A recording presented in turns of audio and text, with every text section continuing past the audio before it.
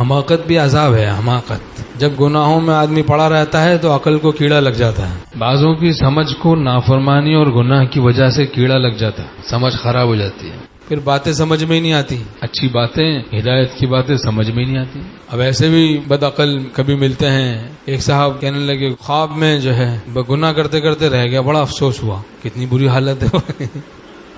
اگر کر لیتا گناہ تو یہ کہ مزہ بھی آتا اور جو ہے وہ عذاب بھی نہیں ہوتا, تو کاش کے کر لیتا. یہ عقل کی خرابی کی علامت ہے, عقل کی خرابی کی علامت. خواب میں بھی کوئی اگر دیکھے کہ میں آگ میں جا رہا ہوں اور بچ جائے تو اٹھ کے خوش ہوتا ہے, الحمدللہ خواب میں بھی نہیں جلا. یہ عقل مندی سمجھی جاتی ہے نا. اسی طرح وہ بھی عقل مندی سمجھی جاتی ہے. خواب میں بھی تقویٰ پہ خوش ہونا عقل مندی ہے. کسی بھی طرح سے گناہ سے بچنا نصیب ہو جائے, اللہ کی رحمت ہے, کرم ہے, عطا ہے, عنایت ہے, غنیمت ہے.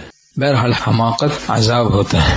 گناہوں کی وجہ سے حماقت کے عذاب میں آدمی مبتلا ہو جاتا ہے. گناہ کرتے کرتے کرتے حماقت کے مرض میں مبتلا ہو جاتا ہے. اچھی باتیں بری لگتی ہیں, بری باتیں اچھی لگتی ہیں, بری صحبتیں اچھی لگتی ہیں, اچھی صحبتیں بری لگتی ہیں. شقاوت پکڑ لیتی ہے آدمی کو, بدبختی پکڑ لیتی ہے.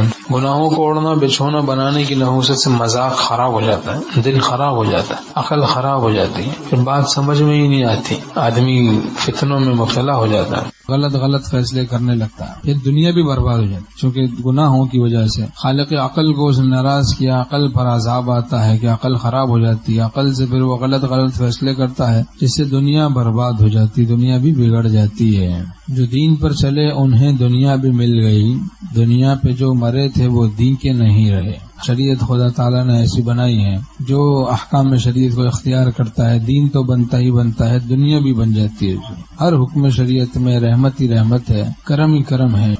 اور سمجھ فہم یہ بھی بڑی نعمت ہے. تقویٰ کی برکت سے سمجھ اور فہم میں برکت ہو جاتی ہے. آدمی فہیم ہو جاتا ہے, اس کا فہم درست ہو جاتا ہے, عقل میں برکت ہوتی ہے. کیونکہ خالق عقل کو راضی کرتا ہے, عقل میں برکت, زبردست برکت نصیب ہوتی ہے. وہ بابرکت ذات ہے. خالق جان کو راضی کرتا ہے, خالق عقل کو راضی کرتا ہے, عقل میں برکت ہوتی ہے. خالق جان کو راضی کرتا ہے, جان میں برکت ہوتی ہے. جان اس کے لیے باعث راحت ہوتی ہے. جان کو جان جان کی یاد کی توفیق ہوتی ہے, جس سے جان میں زبردست لطف اور برکت آتی ہے. اللہ ہم سب کو 100% گناہوں سے بچنے کی توفیق نصیب فرمائے.